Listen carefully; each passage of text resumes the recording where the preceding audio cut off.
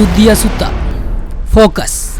ಜನರ ಬದುಕು, ಕಷ್ಟ, ನೋವು, ಬೇಡಿಕೆ ಮತ್ತು ಆಶಯವನ್ನು ಈ ಕಾರ್ಯಕ್ರಮದ ಮೂಲಕ ಫೋಕಸ್ ಮಾಡ್ತೇವೆ. ಮಂಗಳೂರು ಮರವೂರು ಸೇತುವೆ ಕುಸಿತದಿಂದ ಸ್ಥಳೀಯರಿಗೆ ಎದುರಾಗಿರುವ ಸಮಸ್ಯೆಯ ಬಗ್ಗೆ ಇವತ್ತಿನ ಫೋಕಸ್.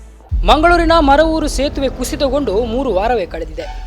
ಈ ಸೇತುವೆ ಕುಸಿತಕ್ಕೆ ಕಾರಣ ಏನು ಎನ್ನುವುದರ ಬಗ್ಗೆ ಎಲ್ಲರೂ ಚರ್ಚೆ ಮಾಡ್ತಾರೆ. ಆದರೆ ಈ ಕುಸಿತದಿಂದ ಅಲ್ಲಿಯ ಜನರಿಗಾದ ಸಮಸ್ಯೆ ಏನು, ಕಳೆದ 3 ವಾರಗಳಿಂದ ಅಲ್ಲಿಯ ಜನರು ಸಂಪರ್ಕಕ್ಕೋಸ್ಕರ ಯಾವ ರೀತಿ ಕಷ್ಟಪಡ್ತಾ ಇದ್ದಾರೆ, ದಿನನಿತ್ಯ ದಿನಸಿ ಸಾಮಗ್ರಿಗಳಾಗಿರ್ಬೋದು, ಅಥವಾ ಆಶಾ ಕಾರ್ಯಕರ್ತೆಯರ ಕೆಲಸಕ್ಕೆ ಆಗಿರ್ಬೋದು, ಅಥವಾ ಅಂಗನವಾಡಿ ಕಾರ್ಯಕರ್ತೆಯರ ಅವರು ಹೋಗುವ ಕೆಲಸಕ್ಕೆ ಆಗಿರ್ಬೋದು, ಅಥವಾ ಆಸ್ಪತ್ರೆಗೆ ಹೋಗುವಂಥಕ್ಕೆ ಆಗಿರ್ಬೋದು, ಎಲ್ಲದಕ್ಕೂ ಜನರು ನಡೆದುಕೊಂಡು ಹೋಗುವಂತಹ ಪರಿಸ್ಥಿತಿ. ಮಕ್ಕಳಿಂದ ಹಿಡಿದು ವಯೋವೃದ್ಧರ ತನಕ ನಡೆದುಕೊಂಡು ಹೋಗುವಂತಹ ಪರಿಸ್ಥಿತಿ. ಈ ಕಷ್ಟವನ್ನು ಕೇಳುವವರು ಯಾರು? ಆದರೆ ಇವತ್ತಿನ ನಮ್ಮ ಈ ಫೋಕಸ್ನಲ್ಲಿ ಈ ಮರವೂರು ಸೇತುವೆ ಕುಸಿತದಿಂದ ಆ ಜನರಿಗಾದ ಸಮಸ್ಯೆ ಏನು ಅನ್ನೋದರ ಬಗ್ಗೆ ಫೋಕಸ್ ಮಾಡ್ತೇವೆ. ಸೇತುವೆ ಎಂದರೆ ಕೇವಲ 2 ಊರಿನ ಸಂಪರ್ಕದ ಕೊಂಡಿ ಮಾತ್ರವಲ್ಲ, 2 ಊರಿನ ಜನರ ಸಂಬಂಧದ ಕೊಂಡಿ. ಮರವೂರು ಸೇತುವೆ ಕುಸಿತದಿಂದ 2 ಊರಿನ ಸಂಪರ್ಕ ಕಳೆದುಕೊಂಡು 3 ವಾರಗಳು ಕಳೆದಿವೆ. ಆದರೆ ಇದರ ದುರಸ್ತಿ ಕಾರ್ಯ ಮಾತ್ರ ಆಮೆಗತಿಯಲ್ಲಿ ನಡೆಯುತ್ತಿರುವುದು ಸ್ಥಳೀಯರ ಆಕ್ರೋಶಕ್ಕೆ ಕಾರಣವಾಗಿದೆ. 1968ರಲ್ಲಿ ನಿರ್ಮಾಣವಾದ 53 ವರ್ಷದ ಹಳೆಯ ಮಂಗಳೂರು ಅಂತಾರಾಷ್ಟ್ರೀಯ ವಿಮಾನ ನಿಲ್ದಾಣಕ್ಕೆ ಸಂಪರ್ಕ ಕಲ್ಪಿಸುವ ಮರವೂರು ಸೇತುವೆ ಕುಸಿತ ವಿಚಾರ ಕರಾವಳಿಯಲ್ಲಿ ಸಂಚಲನ ಮೂಡಿಸಿದೆ. ಸೇತುವೆ ಕುಸಿತವಾಗಿದೆ. ಬಜ್ಪೆ ಅಂತಾರಾಷ್ಟ್ರೀಯ ವಿಮಾನ ನಿಲ್ದಾಣಕ್ಕೆ ಪ್ರತಿದಿನ 100 ವಾಹನಗಳು ಈ ದಾರಿಯಲ್ಲಿ ಸಾಗುತ್ತದೆ. ಸದ್ಯ ಸೇತುವೆಯಲ್ಲಿ ಬಿರುಕು ಬಿದ್ದ ಕಾರಣ ಮಂಗಳೂರಿನಿಂದ ಏರ್ಪೋರ್ಟ್ಗೆ ತೆರಳುವ ರಸ್ತೆ ಸಂಪೂರ್ಣ ಬಂದ್ ಆಗಿದೆ. ಹೀಗಾಗಿ ಬಜ್ಪೆ ವಿಮಾನ ನಿಲ್ದಾಣಕ್ಕೆ ಮಂಗಳೂರು ನಗರದಿಂದ ಬರುವವರು ನಂತೂರಿನಲ್ಲಿ ತಿರುವು ಪಡೆದು ಕುಲಶೇಖರ ಗುರುಪುರ ರಸ್ತೆಯಾಗಿ ಏರ್ಪೋರ್ಟ್ಗೆ ತೆರಳಬೇಕು. ಉಡುಪಿ ಕಡೆಯಿಂದ ಬರುವವರು ಮುಲ್ಕಿಯಲ್ಲಿ ತಿರುವು ಪಡೆದು ಕಿನ್ನಿಕೋಳಿ ಕಟೀಲು ರಸ್ತೆಯಾಗಿ ಏರ್ಪೋರ್ಟ್ಗೆ ತೆರಳುವ ಪರಿಸ್ಥಿತಿ. ಮರವೂರು ಸೇತುವೆ ಕುಸಿತವಾಗಿದೆ. ಸುಮಾರು 15 ದಿನಗಳು ಕಳೆದಿವೆ. ಸಂಪರ್ಕ ಕಳೆದುಕೊಂಡಿದೆ. ಕಾರಣಗಳ ಕುರಿತು ಮಾತನಾಡುತ್ತಾರೆ. ಆದರೆ ಈ ಕುಸಿತದಿಂದ ಜನರಿಗಾದ ಸಮಸ್ಯೆಯ ಬಗ್ಗೆ ಮಾತನಾಡುವವರು ಯಾರು? ದಿನಸಿ ಸಾಮಗ್ರಿ ಖರೀದಿಗೆ ಬರುವವರು, ಆಸ್ಪತ್ರೆಗೆ ಬರುವವರು, ಇನ್ನಿತರ ದಿನ ಕೆಲಸಗಳಿಗೆ ಬರುವವರ ಕಷ್ಟ ಕೇಳುವವರು ಯಾರು? ಸೇತುವೆ ಎಂದ್ರೆ ಕೇವಲ ನದಿಯ ನಡುವೆ ಸಂಪರ್ಕ ಕಲ್ಪಿಸುವುದು ಮಾತ್ರವಲ್ಲ, 2 ಊರುಗಳ ಜನರ ಸಂಬಂಧಗಳ ಕೊಂಡಿ. ಆದರೆ ಈ ಸೇತುವೆ ಸಂಪರ್ಕ ಕಳೆದುಕೊಂಡು ತಿಂಗಳುಗಳು ಆಗುತ್ತಿದೆ. ಆದರೆ ದುರಸ್ತಿ ಕಾರ್ಯ ಮಾತ್ರ ಆಮೆ ಗತಿಯಿಂದ ನಡೀತಾ ಇದೆ. 10ನೇ ತರಗತಿಯವರಿಗೆ ಶಾಲೆ ಪ್ರಾರಂಭವಾಗಿದೆ. ಮಕ್ಕಳು ಹೇಗೆ ಹೋಗಬೇಕು ಎನ್ನುತ್ತಾರೆ ಸ್ಥಳೀಯರಾದ ಗಾಡ್ವಿನ್ ಡಿಸೋಸ. ಸಮಸ್ಯೆ ಎಂಜಿನ ಬಂಡ ಇತ್ತೆಲ್ಲ ಬರದ ಬೇಲೆ ಒಂದಿಜ್ಜಿ ಇಂದು ಲಾಸ್ಟ್ ಒಂಜಿ 4-5 ದಿನ ಹೊಡೆದು ಆ ಬ್ರಿಡ್ಜ್ ದಾಡಿಟ್ಟು ಬೇಲೆನೆ ಒಂದಿಜ್ಜಿ ವಿಷಯ ಎಂಜಿನ ಪ್ರಾಬ್ಲಮ್ ಎಂಜಿನ ಬಂಡ ಇಂದು ಏ ಸಮಯ ಪೋವು ಪಂಪಿನ ಎಂಕ್ಲೆಗೆ ದಾಲ ಶ್ಯೂರಿಟೀಜ್ ಬಂಡ ಇಂದು 7 ದಿನ ಪೋವು ಪಂಡ್ರೆ ಬುಜಿದ 1 ತಿಂಗಳು 1 ದಿನಟ್ಲಾವು ಇಂಜನ 1 ತಿಂಗಳಲ್ಲ 1 ವರ್ಷ ಲಾವು ಆ ವಿಷಯ ಆಯ್ತು. ಆತ್ನೆಟ್ಟ ಎಂಕುಲು ಮರವೂರು ಬಕ್ಕ ಕರ್ಂಬಾರು ಕೆಂಜಾರು ಸ್ಪೆಷಲಿ ಅಂತೋನಿಗಟ್ಟೆ ಮುಟ್ಟದ ಜನಕ್ಲೆಕ್ಕೆ ಸೊಲ್ಯೂಷನ್ ದಾದ ನಾನು ಒಂಜಿ ವಿಷಯ. ಆ ಸೊಲ್ಯೂಷನ್ ಎಂಕ್ಲೆಗೆ ಇಂಚಿನ ಅಲ್ಲ ಹೆಂಗೆ ಯಾ ಪಂಪುಜಿ ಮುಲ್ಪ 24 ಗಂಟೆಲ್ಲ ಬಸ್ ಪಡ್ಬಂಡು ಯಾ ಪಂಪು ಈತ ಬಸ್ ಉಂಡು ಮುಲ್ಪ ದಿನಕ್ಕೂ ಒಂಜಿ ಬಸ್ ಪೇಡ್ತು ಮರವರು ಕಟ್ ಟ್ರಿಪ್ ಮಲ್ತಂಡ ಜನಕ್ಲೆಗೆ ಒಂಚೂರು ಸಹಾಯ ಆಯ್ತಾ ನಡುಟ್ಟು ಇದು ಸಮಸ್ಯೆ ಆಯ್ತು. ನನಂಜಿ ಜೋಕುಲೆಗೆ 10th ಜೋಕುಲೆಗೆ ಶಾಲೆ ದಿತ್ತೇವೆ. ಆ 10th ಜೋಕುಲೆಗೆ ಶಾಲೆ ದಿಂಡ ಅಕ್ಕಲು ಪೋಪಿನೆಂಚ ಓಕೆ 2 ವೀಲರ್ ಇತ್ತನೆ ಪೋದು ಬಿಡೋಲಿ, 4 ವೀಲರ್ ಇತ್ತನಾಗ ಪೋದು ಬಿಡೋಲಿ 4 ವೀಲರ್ ಇತ್ತನಾಗ ಆಂಡ ಆ 2 ವೀಲರ್ ಕಾಂಡೆ ಈ ಮರಿಯಲದ ಸೀಸನ್ ಬತ್ತದ ತೆಡ್ಲು ಬತ್ತದ ಪೋನಾಗ ಆ ಜೋಕು ಶಾಲೆಗೆ ಚಂಡಿ ಆದ ಪೋದು ಕಾಂಡೆ 9:15 ಹಿಡಿದು ಬೈಯಾಡು 3 ಗಂಟೆ ಬಿಟ್ಟು ಫುಲ್ಲು ನೆಂಚ ನೆಕ್ ಜಿಲ್ಲಾಡಳಿತ ದಾದಾಂಡ್ಲ ಒಂಜಿ ವ್ಯವಸ್ಥೆ ಒಂಜಿ ಸಿಂಗಲ್ ಬಸ್ದ ಒಂಜಿ ವ್ಯವಸ್ಥೆ ಮಲ್ಪೊಡೆ ಸಿಂಗಲ್ ಬಸ್ ಯಾನು ಸರ್ವಿಸ್ ಬಸ್ತ ಬಾಬಣ್ಣ ನಡ ಕೊಡೆ ರಾತ್ರಿ ಪಾತರಿಯೇ ಇನ್ನು ಕಾಣೆಲ್ಲ ಪಾತರಿಗೆ 6 ಒತ್ತೊಂದೆ ಆಂಡ ಇಂದು ಬಸ್ ಶುರುವ ಒಂದೇ ಶಾಲೆ ದಾಯಾಗಿ ದೀತೇರು ಪಂಪಿನ ಒಂದು ವಿಷಯ ಮಸ್ತ್ ಬಸ್ ಉಂಡು ಯಾನ್ ಪಂಪುಜಿ ಮಾತಾ ಬಸ್ ಪಾಡ್ಲಿ ಅಂತ ಅನ್ಪುಜಿ ಒಂಜಿ ಎಲ್ಲೇ ಬಸ್ಸದು ಇದು ಒಂಜಿ ಎಲ್ಲೇ ವೆಹಿಕಲ್ ಪಾಡ್ದು ಅಟ್ಲೀಸ್ಟ್ ತುಂಬು ಟೂರಿಸ್ಟ್ ಬಸ್ ಇತ್ತು ಒಂಜಿ ಟೂರಿಸ್ಟ್ ಬಸ್ದ ಲೆಕ್ಕ ಅಲ್ಲ ಒಂಜಿ ಇತ್ತದು ಒಂಜಿ ಟೆಂಪದ ಲೆಕ್ಕ ಒಂಜಿ ಮಲ್ತದ್ದು ಜನಕ್ಕೆ ಲೆಕ್ಕ ಒಂಚೂರು ನೆಟ್ಟು ನೆಮ್ಮದಿ ಕೊಡ್ತಳು ಶಾಲೆದ ಜೋಕು ಲೆಕ್ಕ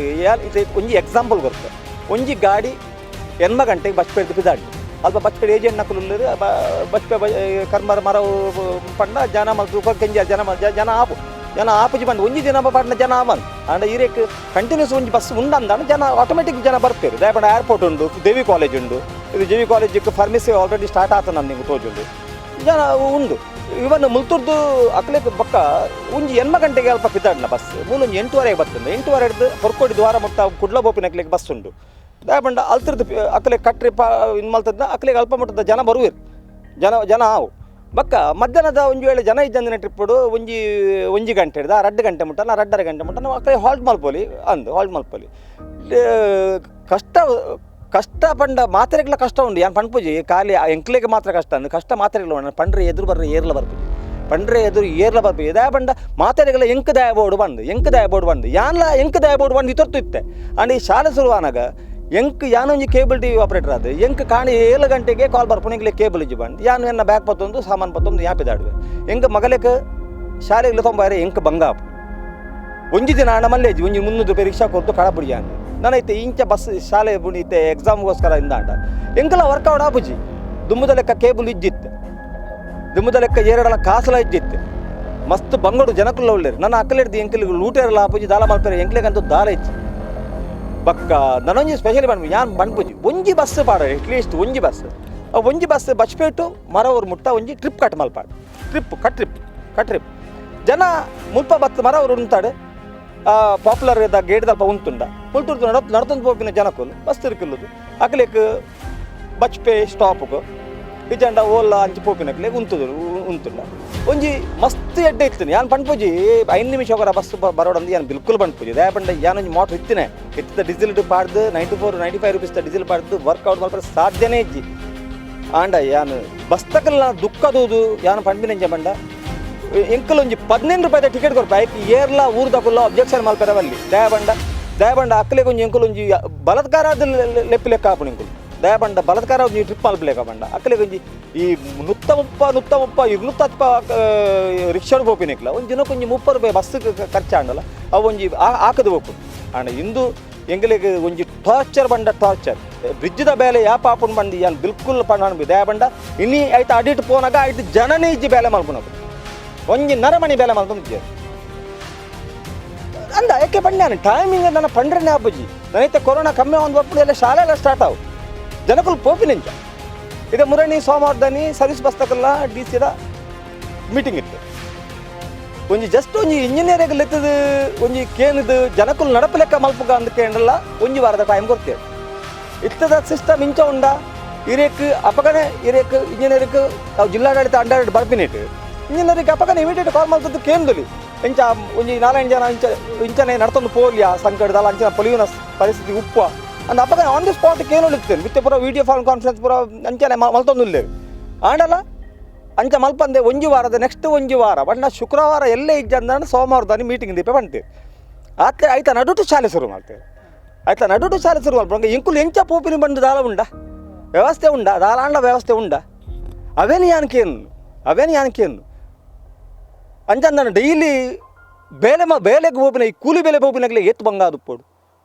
ಎಂಗಳಿಗೆ ನೀವು ಒಂಜಿ ದಿನ ಇತ್ತು ಬಂಗಾನಗ ಕೂಲಿ ಬೇರೆ ಪೋಪಿನಗ್ಲೆ ಏತ್ ಬಂಗಾದು ಪೋಡು ಮಕ್ಕಳು ದೊಡ್ಡವರು ವಯಸ್ಸಾದವರ ಸಮಸ್ಯೆ ಕೇಳುವವರು ಯಾರು ದಿನ ಕೆಲಸಕ್ಕೆ ಹೋಗುವವರ ಕಷ್ಟ ಅಷ್ಟಿಷ್ಟಲ್ಲ ಮಂಗಳೂರಿನಿಂದ ಸೇತುವೆಯವರೆಗೆ ಬಸ್ ವ್ಯವಸ್ಥೆ ಇದೆ ಆದರೆ ಸೇತುವೆಯ ಇನ್ನೊಂದು ಬದಿಯಿಂದ ಯಾವುದೇ ಬಸ್ ವ್ಯವಸ್ಥೆ ಇಲ್ಲ ಆಟೋ ರಿಕ್ಷಾಗಳಿದ್ದರೂ ದರ ಜಾಸ್ತಿಯಾಗಿರುವುದರಿಂದ ಜನರು ಕಷ್ಟ ಅನುಭವಿಸುತ್ತಿದ್ದಾರೆ ದಿನ ಇದೇ ಸೇತುವೆಯಾಗಿ ನಡೆದುಕೊಂಡು ಹೋಗುವ ಪರಿಸ್ಥಿತಿ ಜನಸಾಮಾನ್ಯರದ್ದು ದಿನಸಿ ಸಾಮಗ್ರಿಗಳಿಗೆ ಶಾಲೆಗೆ ಆಸ್ಪತ್ರೆಗಳಿಗೆ ಹೋಗಬೇಕಿದ್ದರೆ ಬಡವರು ನಡೆದುಕೊಂಡೇ ಹೋಗಬೇಕು ಏನು ಹೇಳೋದು ಅವ್ರು ಓಡ್ ತಗೊಂಡ್ರು ಹೊಳ್ಳಿ ಮನುಷ್ಯರು ನೋಡೋಕ್ಕಿಲ್ಲ ಮನುಷ್ಯರು ಸತ್ತಿರೇ ಬದುಕಿರಂತ ನೋಡೋಕ್ಕಿಲ್ಲ ಎಲ್ಲ ಕಡೆ ಆ ಗಿಫ್ಟ್ ಕೊಡ್ತಾರೆ ಈ ಗಿಫ್ಟ್ ಏನು ಕೊಟ್ಟರು ನಮ್ಮಂಥವ್ಕೆ ಏನು ಕೊಟ್ಟರು ಏನಿಲ್ಲ ನಮ್ಮಿಂದ ಇನ್ನು ಕಿತ್ಕೊತಾರೆ ಆ ಟ್ಯಾಕ್ಸ್ ಕಟ್ಟಬಾರ್ದು ಈ ಕರೆಂಟ್ ಬಿಲ್ ಕಟ್ಟಬಾರ್ದು ಡಬಲ್ ತಿರ್ಬಲ್ ಬಡ್ಡಿ ಹಾಕಿ ಕಟ್ಟಿಸ್ಕೊತಾರೆ ಓಟಿಗೆ ಮಾತ್ರ ಬರ್ತಾರೆ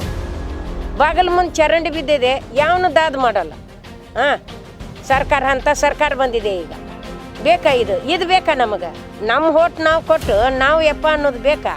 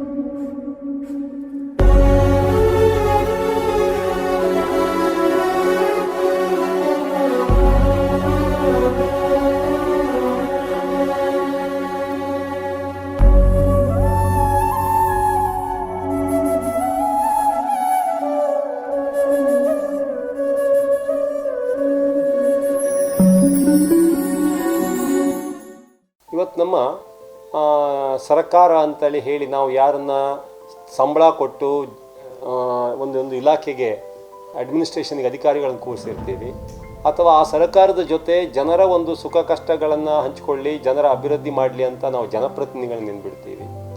ಇವರೆಲ್ಲರೂ ಆ ಸ್ಥಾನಕ್ಕೆ ಬಂದ ಮೇಲೆ ತಮ್ಮ ಸ್ಥಾನದ ಮಹತ್ವವನ್ನು, ಜನರು ಕಳಿಸಿದ ಆಶೋತ್ತರಗಳನ್ನು ಮರೆತು ಬಿಟ್ಟರೆ ಏನೆಲ್ಲ ಅನಾಹುತ ಆಗುತ್ತದೆ ಅನ್ನುವಂಥದ್ದನ್ನು ಇತ್ತೀಚೆಗೆ ದಕ್ಷಿಣ ಕನ್ನಡ ಜಿಲ್ಲೆಯಲ್ಲಿ ಆದಂಥ ಕೆಲವೊಂದು ಅವಾಂತರಗಳಿಂದ ನಮಗೆ ತಿಳಿದು ಬರುತ್ತೆ. ಅದು ಎತ್ತಿನಹೊಳೆ ಯೋಜನೆ ಆದಮೇಲೆ ಅಲ್ಲಿ ಆ ಭಾಗದಲ್ಲಿ ಆಗ್ತಕ್ಕಂಥ ಭೂಕುಸಿತ ಇರ್ಬೋದು, ಅಥವಾ ಅದರ ನಂತರ ಆಗ್ತಕ್ಕಂಥ ಇಲ್ಲಿ ಕೆಲವೊಂದು ಪ್ರಾಕೃತಿಕ ವಿಕೋಪಗಳಿರ್ಬೋದು, ಅದರ ನಂತರ ನೋಡಿ ಮರಳು ಮಾಫಿಯಾದಿಂದ ಆದಂಥ ಒಂದು ಅನಾಹುತಗಳಿರ್ಬೋದು. ಇವೆಲ್ಲವೂ ನಮ್ಮ ದಕ್ಷಿಣ ಕನ್ನಡ ಜಿಲ್ಲೆಯ ಜನ ಮತ್ತು ಇಲ್ಲಿಯ ಜನಪ್ರತಿನಿಧಿಗಳು ಇವರಿಗೆ ಮುಂದೆ ಒಂದು ಎಚ್ಚರಿಕೆಯ ಗಂಟೆಯಾಗಿ ಇದು ಪರಿಣಮಿಸ್ತಾ ಇದೆ. ಇಲ್ಲಿ ಕಾಣ್ಬೋದು ಇಷ್ಟು ಫೈಲ್ಗಳು, ಇದರಲ್ಲಿ 50% ಮಾತ್ರ ಇಲ್ಲಿ ಫೈಲ್ ಇದೆ, ಇದು ಮತ್ತು ಮೇಲೆ ಒಂದು 50% ಫೈಲ್ ಇದೆ. ಇದಿಷ್ಟು ಮರಳುಗಾರಿಕೆಗೆ ಸಂಬಂಧಪಟ್ಟಂಥದ್ದು.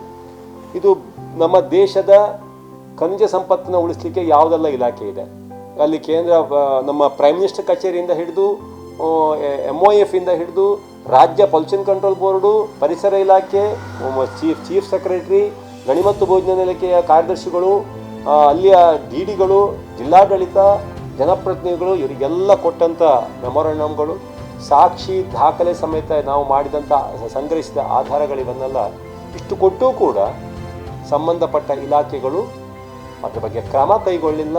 ಪರಿಣಾಮವಾಗಿ ಇವತ್ತು ದಕ್ಷಿಣ ಕನ್ನಡ ಜಿಲ್ಲೆಯ 2 ಬ್ರಿಡ್ಜ್, ಒಂದು ಮೂಲರಪಟ್ಟಣ ಬ್ರಿಡ್ಜ್, ಮತ್ತೊಂದು ಮರವೂರು ಬ್ರಿಡ್ಜ್, 2 ಬ್ರಿಡ್ಜ್ ಇವತ್ತು ಬಿಸ್ಕೋಯ್ತು. ಇವತ್ತು ಗುರುಪುರದಲ್ಲಿ ನೋಡ್ಬೋದು 200 ವರ್ಷಗಳ ಹಿಂದೆ ಬ್ರಿಟಿಷರು ಕಟ್ಟಿದ ಬ್ರಿಡ್ಜ್ ಇವತ್ತು ಅದರಲ್ಲಿ 50 ಟನ್ ಅಲ್ಲ 100 ಟನ್ ವೆಹಿಕಲ್ ಹೋಗ್ಬೋದು, ಅಷ್ಟು ಗಟ್ಟಿ ಇದೆ. ಆದರೆ 38 ವರ್ಷಗಳ ಹಿಂದೆ ಕಟ್ಟಿದಂಥ ಮರವೂರು ಬ್ರಿಡ್ಜ್ ಮಂಗಳೂರು ಹಾಗೂ ಇಂಟರ್ನ್ಯಾಷನಲ್ ಏರ್ಪೋರ್ಟ್ ಅಲ್ಲಿಗೆ ಸಂಪರ್ಕ ಸಾಧಿಸ್ತಕ್ಕಂಥ ಮೇನ್ ಬ್ರಿಡ್ಜ್, ಅಲ್ಲಿ ಮರವೂರು, ಕೆಂಜಾರು, ಕಟೀಲು, ಕಿನ್ನಿಗೋಳಿ ಎಲ್ಲ ಕಡೆ ಸಂಪರ್ಕಗೊಳಿಸ್ತಕ್ಕಂಥ ಬ್ರಿಡ್ಜ್ ಇವತ್ತು ಮುರಿದು ಹೋಗಿದೆ. ಆಚೆ ಕಡೆ ಜನ ಆಚೆಗೆ, ಈಚೆ ಕಡೆ ಜನ ಈಚೆಗೆ ಸೇರುವಂಥ ಪರಿಸ್ಥಿತಿ ಉಂಟಾಗಿದೆ. ಇದಕ್ಕೆ ಮುಖ್ಯ ಕಾರಣ ಮರಳುಗಾರಿಕೆ ಅಂತ ಹೇಳಲಿಕ್ಕೆ ನನಗೆ ತುಂಬ ವಿಷಾದ ಆಗ್ತಾ ಇದೆ. ಇದಕ್ಕೆ ಸಂಬಂಧಪಟ್ಟಂಥ ಒಂದಿಷ್ಟು ವಿಡಿಯೋಗಳನ್ನು ಕೂಡ ನನ್ನ ಹತ್ರ ಇದೆ. ಎಲ್ಲಿವರೆಗೆ ಅಂದರೆ ಬ್ರಿಡ್ಜಿನ ಕೆಳಗೆ ಮರಳು ಗಣಿಗಾರಿಕೆ ಮಾಡಿರುವಂಥ ವಿಡಿಯೋಗಳು ನನ್ನ ಹತ್ರ ದಾಖಲೆಗಳಿವೆ.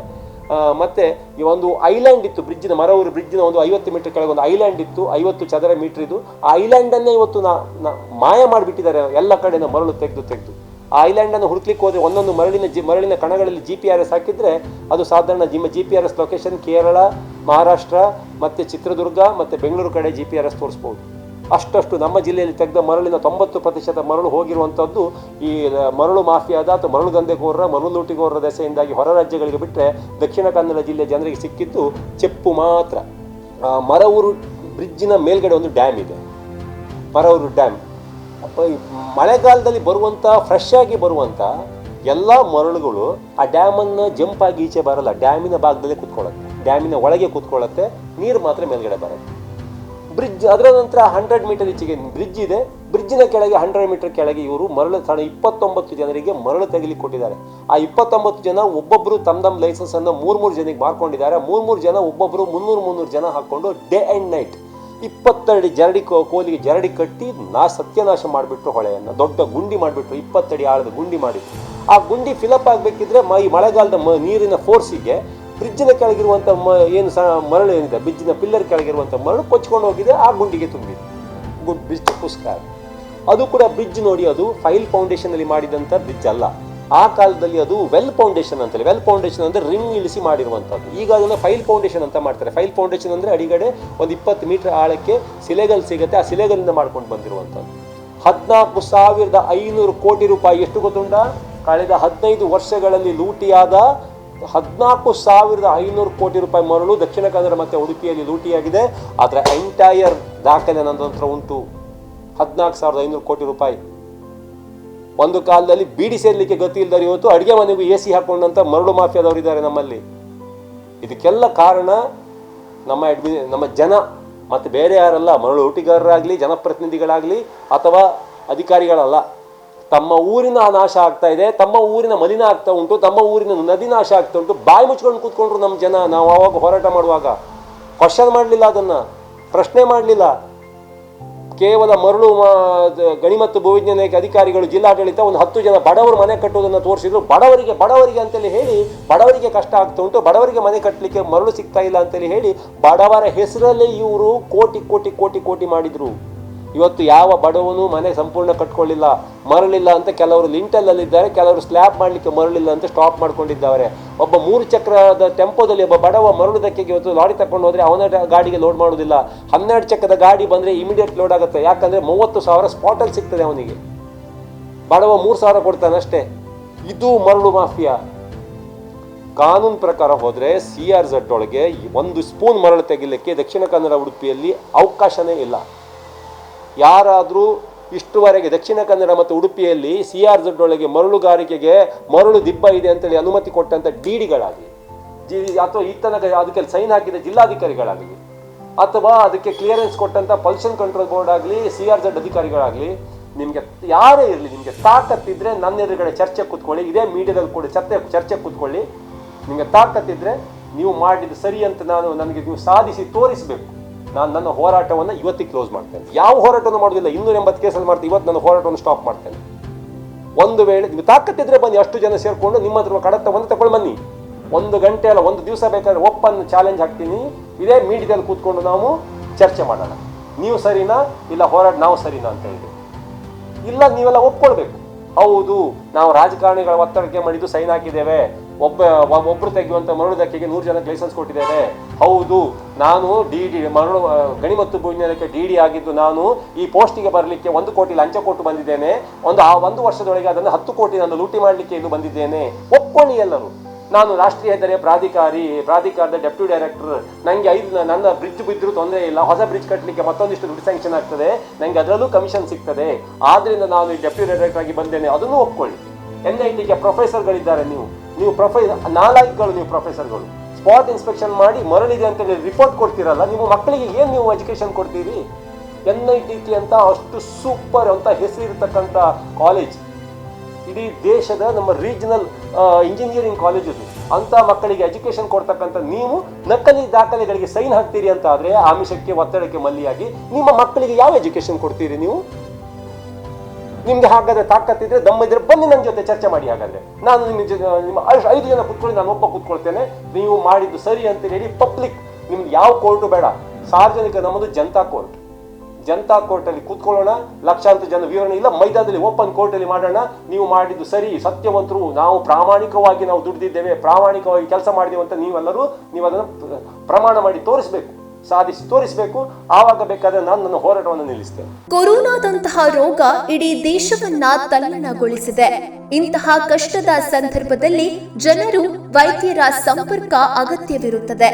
ಆದರೆ ಈ ಸಮಸ್ಯೆಯಿಂದ ಜನರಿಗೆ ವೈದ್ಯರ ಸಂಪರ್ಕ ಕೂಡ ಕಷ್ಟವಾಗಿದೆ. ದಿನನಿತ್ಯ ಕಾವೂರಿಗೆ, ಮಂಗಳೂರಿಗೆ ಔಷಧಿಗಾಗಿ ಆಗಮಿಸುತ್ತಿದ್ದ ಜನರು ಈಗ ಬರಲು ಅಸಾಧ್ಯವಾಗುತ್ತಿದೆ ಎನ್ನುತ್ತಾರೆ ಕಾವೂರಿನ ವೈದ್ಯರಾದ ಡಾಕ್ಟರ್ ಸತೀಶ್ ಕಲ್ಲಿಮಾರ್. ದಕ್ಷಿಣ ಕನ್ನಡ ಜಿಲ್ಲೆಯ ಬಹುತೇಕ ನದಿಗಳು ಇವತ್ತು ಸ್ಯಾಂಡ್ ಮಾಫಿಯಾದ ಒಂದು ದೌರ್ಜನ್ಯಕ್ಕೆ ಬಲಿಯಾಗ್ತಾ ಇದೆ. ಈಗಾಗಲೇ ಹಲವಾರು ನದಿಗಳ ಮೇಲೆ ಸ್ಯಾಂಡ್ ಮಾಫಿಯಾದಿಂದಾಗಿ ನದಿಗಳು ಬಡಕಲಾಗ್ತಾ ಇದೆ. ನಾವು ಕಳೆದ 4 ವರ್ಷಗಳಿಂದ ನದಿಗಳಲ್ಲಿ ಇವತ್ತು ಬರಗಾಲದ ಸಮಸ್ಯೆಯನ್ನು ಅನುಭವಿಸ್ತಾ ಇದ್ದೇವೆ. ಒಂದು ಕಡೆಯಲ್ಲಿ ಪಶ್ಚಿಮ ಘಟ್ಟದಲ್ಲಿ ನದಿ ಮೂಲಗಳಿಗೆ ಹೊಡೆತ ಬೀಳ್ತಾ ಇದೆ. ಅದರ ಮೇಲೆ ಇಲ್ಲಿ ನದಿಗಳಿಂದ ನಿರಂತರವಾಗಿ ಮರಳುಗಾರಿಕೆ ಮಾಡ್ತಾ ಇದ್ದು ಅದರ ಧಾರಣಾ ಶಕ್ತಿಗಿಂತ ಜಾಸ್ತಿ ಮರಳುಗಾರಿಕೆ ಮಾಡಿದ ಕಾರಣ. ಅದಲ್ಲದೆ ಈಗ ಮರವೂರು ಸೇತುವೆ ಕೆಳಗೆ ಸೇತುವೆಯ ಪಿಲ್ಲರ್ ವ್ಯಾಪ್ತಿಯಲ್ಲಿ ಮರಳುಗಾರಿಕೆ ಮಾಡಬಾರ್ದು ಅಂತ ಕಳೆದ 3 ವರ್ಷಗಳಿಂದ NECFನ ಶಶಿಧರ ಶೆಟ್ಟಿಯವರು ಹಸಿರು ಪೀಠದಲ್ಲಿ ಒಂದು ದಾವೆ ಹೂಡಿದ್ರು. ಪ್ರಕರಣ ಇತ್ಯರ್ಥ ಆಗುವ ಮೊದಲೇ ಮತ್ತೆ CRZ ವ್ಯಾಪ್ತಿಯನ್ನು ಕಾನೂನು ಉಲ್ಲಂಘನೆ ಮಾಡಿಕೊಂಡು ಇವರು ಮರಳುಗಾರಿಕೆ ಮಾಡ್ತಾ ಇದ್ದ ಕಾರಣ ಆ ಸೇತುವೆ ಪಿಲ್ಲರ್ನ ಕೆಳಗೆ ನಿರಂತರವಾಗಿ ಮರಳು ತೆಸಿದ ಕಾರಣ ಮತ್ತು ಈ ನವ ಸೇತುವೆ ನಿರ್ಮಾಣದ ಹಂತದಲ್ಲಿ ಅಲ್ಲಿ ಆ ನೀರಿಗೆ ತಡೆಗೋಡೆ ಮಾಡಿದ ಕಾರಣ ಮೊನ್ನೆ ಧಾರಾಕಾರವಾಗಿ ಮಳೆ ಬಂದಾಗ ಆ ಮಳೆಯ ನೀರು ಅದರ ಧಾರಣಾ ಶಕ್ತಿಗಿಂತ ಹೆಚ್ಚು ಬಂದು ಒಂದೇ ಕಡೆ ಹೋದ ಕಾರಣ ಈ ಭೂಕುಸಿತ ಈ ಮರಳು ಪಿಲ್ಲರ್ ಕುಸಿತ ಆಗಿದೆ. ಇದಕ್ಕೆ ನೇರವಾಗಿ ಮರಳುಗಾರಿಕೆ ಮತ್ತು ಜಿಲ್ಲಾಡಳಿತವೇ ಕಾರಣ ಅಂತ ಹೇಳ್ಬೋದು. ಯಾಕೆಂತ ಹೇಳಿದರೆ ಜಿಲ್ಲಾಡಳಿತ ಗಮನಕ್ಕೆ ತಂದು ಕೂಡ ಈ ಕಾನೂನು ವ್ಯಾಪ್ತಿಯನ್ನು ಮೀರಿ ಇವರಿತ್ತು ಮರಳುಗಾರಿಕೆ ಮಾಡಿದ್ದಾರೆ ಅಂತ ಹೇಳಿದರೆ ಒಂದು ವೇಳೆ ಇಲ್ಲಿ ಮುಂದಿನ ದಿನಗಳಲ್ಲಿ ಇನ್ನು ಯಾವ ನದಿಗಳನ್ನು ಉಳಿಸಿಯಾರು ಈಗ ಒಂದು ಕೋರ್ಟು ಕಾನೂನು ಸಲಹೆ ಎಲ್ಲವನ್ನೂ ಧಿಕ್ಕರಿಸಿ ಮರಳುಗಾರಿಕೆ ಮಾಡ್ತಾರೆ ಅಂತ ಹೇಳಿದರೆ ಹಾಗಾದ್ರೆ ಇಲ್ಲಿ ಕೋರ್ಟ್ ಯಾಕೆ, ಕಾನೂನು ಯಾಕೆ, ನದಿ ವ್ಯಾಪ್ತಿ ಯಾಕೆ, CRZ ವ್ಯಾಪ್ತಿ ಯಾಕೆ? ಅಂದರೆ ಪರಿಸರ ಸಂರಕ್ಷಣಾ ಕಾಯ್ದೆಗಳನ್ನು ಎಲ್ಲವೂ ಉಲ್ಲಂಘನೆ ಮಾಡಿ ನದಿ ಮೂಲಗಳು ನಾಶ ಮಾಡ್ತಾ ಇದ್ದಾರೆ, ಮರಳುಗಾರಿಕೆ ಕೂಡ ತೆಗಿತಾ ಇದ್ದಾರೆ. ಇದು ಏನಾಗ್ತದೆ ಅಂತ ಹೇಳಿದರೆ ಮುಂದಿನ ದಿನಗಳಿಗೆ ಅವ್ಯಾಹತ ತಡೆ ಆಗದಿಲ್ಲ, ಕಾನೂನು ವ್ಯಾಪ್ತಿಯ ಹೋರಾಟ ಆಗದಿದ್ದಲ್ಲಿ, ಇದಕ್ಕೆ ಕಾನೂನು ನಿರ್ಬಂಧ ಆಗದಿದ್ದಲ್ಲಿ ಮುಂದಿನ ಎಲ್ಲ ಸೇತುವೆಗಳು ಈ ರೀತಿ ಒಂದು ದುರಂತಕ್ಕೆ ಆಹ್ವಾನ ಆಗ್ಬೋದು ಅಂತೇಳಿ ನಮ್ಮ ಒಂದು ಅಭಿಪ್ರಾಯ. ನನ್ನ ಮನೆ, ನನ್ನ ಕ್ಲಿನಿಕ್ ಎಲ್ಲ ಒಟ್ಟಿಗೆ ಹತ್ತಿರ ಇದ್ರಾಗಿ ಎಲ್ಲರಿಗೂ ನಾನು ಕಿರುಪರಿಚಯ ಆಗಿದ್ದೇನೆ. ಈಗ ಮಾತ್ರ ಒಂದು ಸ್ವಲ್ಪ ತೊಂದರೆಯಲ್ಲಿ ಬೀಳಿದ್ದೇನೆ ಹೇಳಿದರೆ ನಮ್ಮ ಮರವೂರು ಬ್ರಿಡ್ಜ್ ಅದು ಸ್ವಲ್ಪ ಏನೋ ಒಂದು ದುರಸ್ತಿಯಲ್ಲಿ ಆಗಿ ನನಗೆ ತುಂಬ ಪೇಷಂಟ್ನವರು ಏನಾದರೂ ಒಂದು 60-70 ಪೇಷಂಟ್ಸ್ನವರು ಭಾರೀ ಸಂಕಟದಲ್ಲಿದ್ದಾರೆ. ಆ ಬ್ರಿಡ್ಜನ್ನು ನಮ್ಮ ಮಾಧ್ಯಮದ ಮುಖಾಂತರ ನಾನು ಹೇಳೋದೇನೆಂದರೆ ಎಲ್ಲ ಇದರಲ್ಲಿ ನಿರಂತರ ಇರುವ ಮಿನಿಸ್ಟರ್ ಅವರು ಅಥವಾ MP ಗಳು ಸೇರಿ ಇದನ್ನು ಒಂದು ರಸ್ತೆಯನ್ನು ಮಾಡಿಕೊಟ್ರೆ ನಮ್ಮ ಬರುವ ಎಲ್ಲ ಪೇಷಂಟ್ಗಳಿಗೆ ಉಪಕಾರ ಆಗ್ತದೆ ಅಂತ ಹೇಳಿ ನನ್ನ ಒಂದು ಕಳಕಳಿ ವಿನಂತಿ ನಮ್ಮ ಮಾಧ್ಯಮದ ಮೂಲಕ ನನಗೆ ಹೇಳಲಿಕ್ಕೆ ಇಚ್ಛೆ ಪಡ್ತಿದ್ದೇನೆ. ಕೊರೋನಾ ಎನ್ನುವ ರೋಗ ಬಂದಿರುವ ಸಂದರ್ಭದಲ್ಲಿ ಜೀವದ ಹಂಗು ತೊರೆದು ಕೆಲಸವನ್ನ ನಿರ್ವಹಿಸಿರುವುದು ಆಶಾ ಕಾರ್ಯಕರ್ತೆಯರು. ಆದರೆ ಅವರ ಕೆಲಸಕ್ಕೂ ಕೂಡ ಈ ಮರವೂರು ಸೇತುವೆಯ ಕುಸಿತ ಅಡ್ಡಿಯಾಗಿದೆ. 10 ಕಿಲೋಮೀಟರ್ಗಳು ನಡೆದುಕೊಂಡು ಹೋಗಿ ಕೊರೋನಾ ರೋಗಿಗಳನ್ನ ಆರೈಕೆ ಮಾಡುವ ಪರಿಸ್ಥಿತಿ. ಒಂದು ವೇಳೆ ಅವರು ಈ ಸಮಸ್ಯೆಯಿಂದ ಕೆಲಸ ಮಾಡುವುದನ್ನ ನಿಲ್ಲಿಸಿದ್ರೆ ಪರಿಸ್ಥಿತಿ ಏನಾಗಬಹುದು ಎನ್ನುವ ಬಗ್ಗೆ ಸಾಮಾನ್ಯ ಪರಿಜ್ಞಾನ ಇಲ್ಲದಂತಹ ಜಿಲ್ಲಾಡಳಿತ ಇರುವುದು ವಿಪರ್ಯಾಸ. ಬಟ್ ಈಗ ನಮ್ಮ ಮರವೂರು ಸೇತುವೆ ಬಿದ್ದು ನಾನು ಕರಂಬರಲ್ಲಿ ಇರುದು ನಿಜವಾಗಿ ಅಲ್ಲಿಂದ ಬಂದಿದ್ದೇನೆ ಸರ್. ಹಾಗೆ ಮೊನ್ನೆಯಿಂದ 3 ದಿನ ಈಗ ಬರ್ಲಿಕ್ಕೆ ತುಂಬಾ ಕಷ್ಟ ಆಗಿದೆ ನಮಗೆ. ಆಚೆಯಿಂದ ಬರಬೇಕು, ವೆಹಿಕಲ್ ಇಲ್ಲ. ಸೇತುವೆ ಕುಸಿತದಿಂದ ಇಲ್ಲಿಯ ಸ್ಥಳೀಯರಿಗಾದ ಸಮಸ್ಯೆಗಳು ಏನು? ಮಕ್ಕಳಿಂದ ಹಿಡಿದು ವೃದ್ಧರು ತನಕ ನಡೆದುಕೊಂಡು ಹೋಗುವಂತಹ ಪರಿಸ್ಥಿತಿ. ಆಸ್ಪತ್ರೆಗಾಗಿರ್ಬೋದು, ದಿನಸಿ ಸಾಮಗ್ರಿಗಳಾಗಿರ್ಬೋದು, ದಿನನಿತ್ಯದ ಕೂಲಿ ಕೆಲಸಕ್ಕಾಗಿರ್ಬೋದು, ಎಲ್ಲದಕ್ಕೂ ಕೂಡ ನಡೆದುಕೊಂಡು ಹೋಗುವಂತಹ ಪರಿಸ್ಥಿತಿ. ಹಣವಂತರು, ವಾಹನ ಇರುವವರು ಪರ್ಯಾಯ ಮಾರ್ಗ ಇದೆ, ಮಾರ್ಗವಾಗಿ ಹೋಗ್ಬೋದು. ಆದರೆ ಬಡವರ ಪರಿಸ್ಥಿತಿ ಈ ಕೊರೋನಾದಂತಹ ಕೋವಿಡ್-19 ಅಂತಹ ಈ ಒಂದು ಕಷ್ಟದ ಕಾಲದಲ್ಲಿ ಜನರ ಪರಿಸ್ಥಿತಿ ಎಲ್ಲರ ಹತ್ರ ಹಣ ಇರ್ತದೆ ಇಲ್ವೋ ಅದು ಗೊತ್ತಿಲ್ಲ. ಹಣ ಇಲ್ಲದವರ ಪರಿಸ್ಥಿತಿ ಏನು, ಬಡವರ ಪರಿಸ್ಥಿತಿ ಏನು, ಅವರ ಕಷ್ಟವನ್ನು ಕೇಳುವವರು ಯಾರು? ನಮ್ಮ ಆಶಯವಿಷ್ಟೇ, ಈ ಕಾರ್ಯಕ್ರಮದ ಮೂಲಕ ಸಂಬಂಧಪಟ್ಟ ಅಧಿಕಾರಿಗಳು ನೋಡಲಿ, ಆದಷ್ಟು ಬೇಗ ಈ ಸಮಸ್ಯೆಗೆ ಪರಿಹಾರ ಸಿಗಲಿ, ಇಲ್ಲಿಯ ಜನರ ಒಂದು ಸಮಸ್ಯೆಗಳೇನು ಅನ್ನೋದನ್ನು ಆಲಿಸಲಿ, ಇಲ್ಲಿ ಜನರು ಯಾವ ಮೂಲ ಸಮಸ್ಯೆಗಳನ್ನು ಅನುಭವಿಸುತ್ತಿದ್ದಾರೆ ಎನ್ನುವುದನ್ನು ಗಮನಿಸಲಿ, ಇದಕ್ಕೆ ಪರಿಹಾರ ಸಿಗಲಿ ಎನ್ನುವುದೇ ನಮ್ಮ ಈ ಫೋಕಸ್ನ ಆಶಯ. ಕ್ಯಾಮರಾ ಪರ್ಸನ್ ನಾಗರಾಜ್ ಜೊತೆ ಪವನ್ ಕಾಜಿಮಡ್ಕ, V4 ನ್ಯೂಸ್, ಮಂಗಳೂರು.